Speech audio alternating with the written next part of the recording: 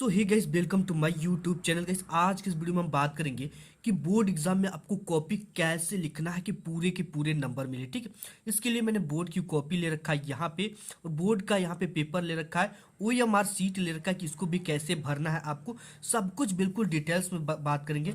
इसके साथ ही साथ पहले कुछ 3 टिप्स पे हम बात कर लेते हैं। ठीक है, अब आपसे एक ही सवाल है कि एक ही प्रश्न को 2 छात्र हल करते हैं। ठीक है, नंबर अलग अलग क्यों मिलता है, इसका कारण आप समझ जाओ। आपने कभी विचार किया कि मैंने भी क्वेश्चन के पूरे पेपर को सॉल्व किया और जो टॉपर वो भी सॉल्व किया, लेकिन टॉपर को पूरा का पूरा 70 मार्क्स कैसे मिल गया और जो आप हो आपको 55 मार्क्स कैसे मिला? ठीक है, कभी आपने विचार किया आखिर वो लिखने की ट्रिक क्या है और वो कैसे लिखता है, उसमें कुछ खास क्या है और अलग क्या है जिससे कि उसे मार्क्स पूरा का पूरा मिल जाता है? ठीक है, तो देखो, अगर कोई भी क्वेश्चन 10 मार्क्स का है, ठीक है, तो अगर एक छात्र टॉपर छात्र सॉल्व करता है तो उससे कितना मिल जाता है?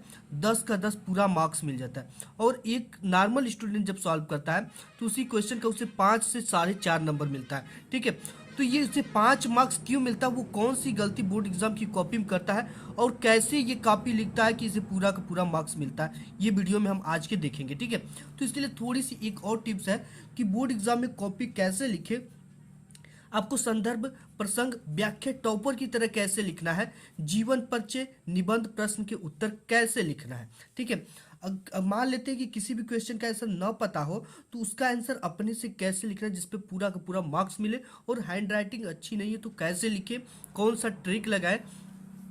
अगर आप ये पूरी का पूरी वीडियो देख लेते तो आपका बोर्ड एग्जाम की कॉपी में एक भी नंबर मैं कटने नहीं दूंगा और ना ही कटेगा आपका। ठीक है, ऐसे लिख कर आना, 95% मार्क्स आपको 101% मैं गारंटी कहता हूँ कि मिलेगा। केवल आप बोर्ड एग्जाम में ऐसे कॉपी लिख कर आ जाना। ठीक है, ये गारंटी है कि अगर ये वीडियो देखते हो तो 101% आपको पूरा नंबर मिलेगा। ठीक है, पूरा नंबर मिलेगा। देखो, टॉपर कैसे लिखता है, तो सबसे पहले आपको बोर्ड एग्जाम में OMR सीट मिलेगी प्रश्न पत्र हल करने को, जिससे यहाँ पे आपके प्रश्न पत्र में क्या है, 20 बहुविकल्पी प्रश्न आ रहे हैं। ठीक है, तो इन 20 बहुविकल्पी प्रश्न को आपको इस तरह के, देखो यहाँ पे 20 बहुविकल्पी दिया है, तो इसके लिए आपको एक OMR सीट मिलेगा जहाँ पे आपको छात्रा का नाम, छात्र छात्रा का, और यहाँ पे अनुक्रमांक, विषय, दिनांक, ठीक है, और यहाँ पे स्टूडेंट का सिग्नेचर होता है।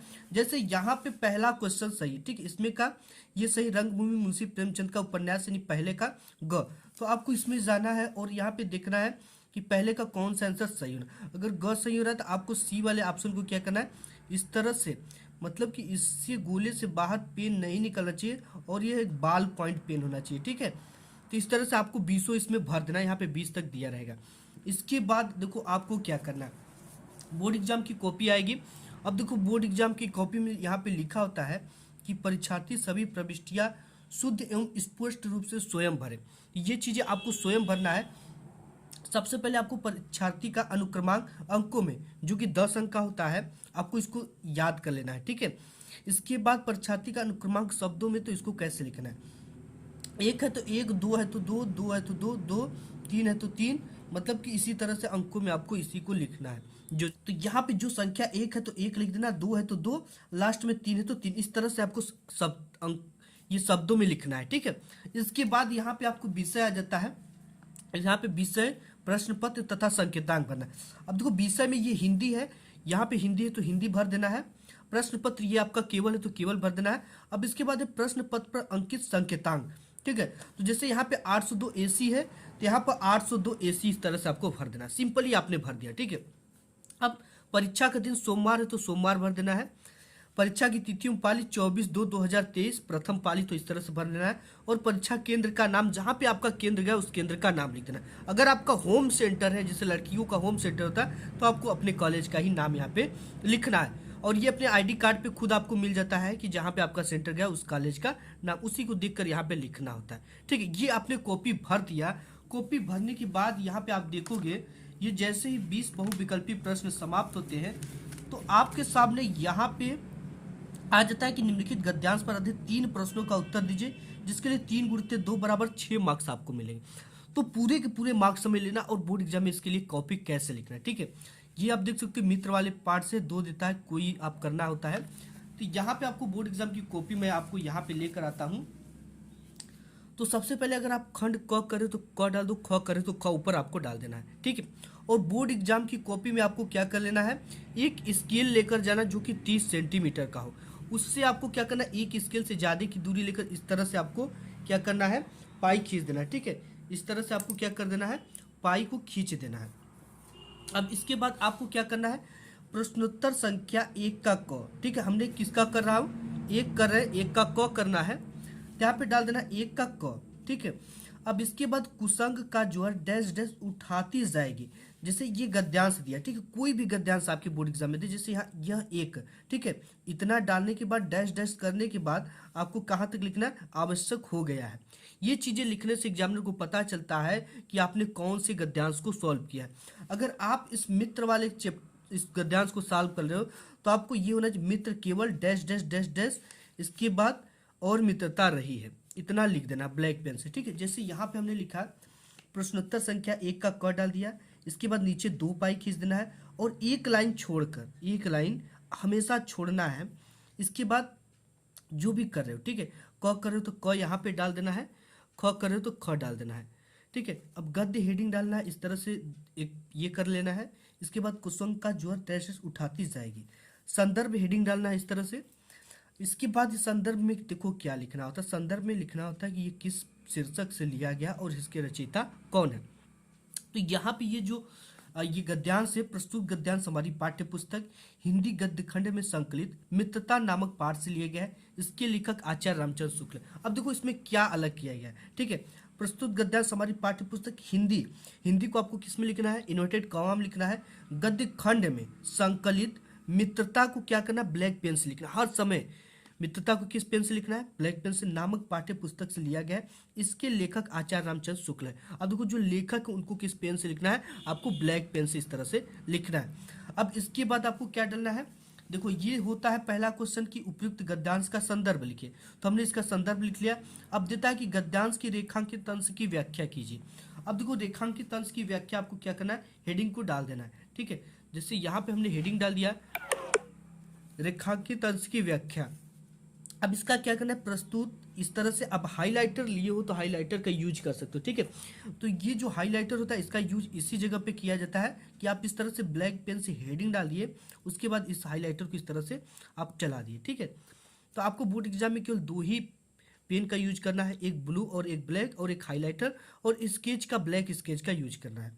प्रस्तुत पंक्ति में लेखक बुरी संगति को भयानक रूप बताते हुए अच्छे गुणों का विनाश करने के साथ बुद्धि को भी नष्ट कर देती है, किंतु अगर अच्छी संगति मिल जाए तो बुरी संगति में पड़ा व्यक्ति गर्व से निकलकर, बुरी आदतों से निकलकर प्रगति के पथ पर चलने लगता है, ठीक है। इस तरह से आपने क्या कर दिया, ये उपयुक्त गद्यांश का अंश की व्याख्या कर दिया, ठीक है। गद्यांश के रेखांकित अंश की व्याख्या। अब देखो किसकी व्याख्या करना होता है, ये जो जिसके नीचे रेखा खींचा गया ना, इसी की आपको व्याख्या करना होता है, जहां तक खींचा गया, जहां से शुरू किया गया और जहां से अंत किया गया, इसी को आपको अपने शब्दों में लिखना होता है।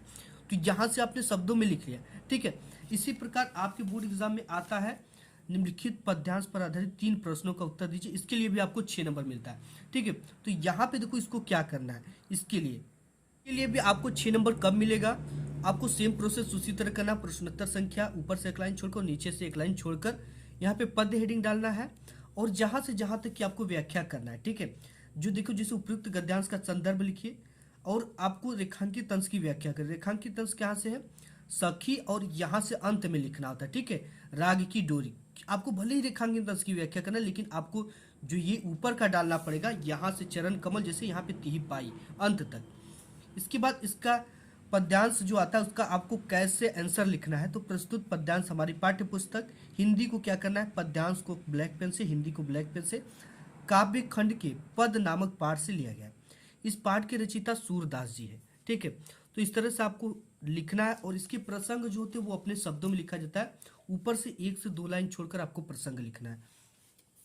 प्रसंग मतलब कि इस जो ये होता है आपका पद्यांश, इसमें कवि क्या कहना चाहता है उसके बारे में थोड़ा सा शार्ट लिखना पड़ता है। जैसे यहाँ कवि सूरदास ईश्वरीय सत्ता को ईश्वरीय शक्ति का शक्तिमान मानते हुए उनके कमलों चरणों की वंदना करते हैं, ये हो गया। अब इसकी व्याख्या हेडिंग डालना, इसके बाद आपको व्याख्या हेडिंग डालना, और व्याख्या देखो सेम इसी तरह से लिखना, मैं उस भगवान को कमलों चरणों की वंदना करता हूँ, ये व्याख्या आप इस तरह से लिखना है, ठीक है, हेडिंग डालकर। और काव्य सौंदर्य आपको इस तरह से लिख देना है, काव्य सौंदर्य का देखो आपको नंबर मिलता है, भाषा, साहित्यिक ब्रज, रस कौन सा है, भक्ति, अलंकार कौन सा है, रूपक। ठीक है, इसके बाद यहाँ पे एक आंसर होता है जो कि इसी में से आपको देना होता है।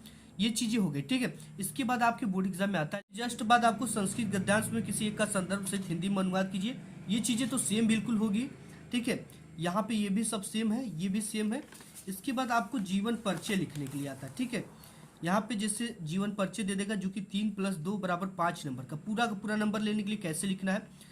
यहाँ पे आचार्य रामचंद्र शुक्ल, जयशंकर प्रसाद, डॉक्टर राजेंद्र प्रसाद। ठीक है, तो यहाँ पे हम जयशंकर प्रसाद का जीवन परिचय, यहाँ पे हमें जयशंकर प्रसाद का जीवन परिचय देखना है। तो सबसे पहले आपको किस तरह से लिखना है। ठीक है, तो यहाँ पे प्रश्नोत्तर संख्या डाल देना है, 6 का क है तो जयशंकर प्रसाद जिनका आप लिख रहे हो इस तरह से उनका हेडिंग डालना है और जीवन परिचय इस तरह से लिखना है। ठीक है, बिल्कुल आपको जीवन परिचय में 2 ही 3 चीज़ों को ध्यान देना है।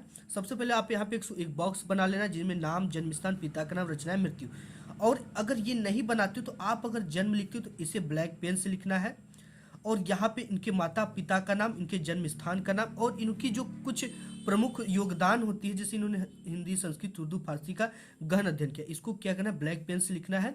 और इसके बाद इनकी जो मृत्यु होती है उसे ब्लैक पेन से लिखना। और कृतियाँ जो इनकी कुछ रचनाएं होती है जैसे तितली, कामयानी, चंद्रगुप्त, लहर, झरना इत्यादि, इनकी कुछ नाटक लिख सकते हो, इनकी कुछ प्रमुख कहानियां लिख सकते हो, ऐसे आपको लिखना है। ठीक है, तो इस तरह से अगर आप जीवन परिचय लिखते हो तो आपको पूरा का पूरा नंबर बोर्ड एग्जाम में मिलेगा। तो गाइस आज के इस वीडियो में बस इतना ही, मिलूंगा एक नेक्स्ट वीडियो में, तब तक के लिए धन्यवाद।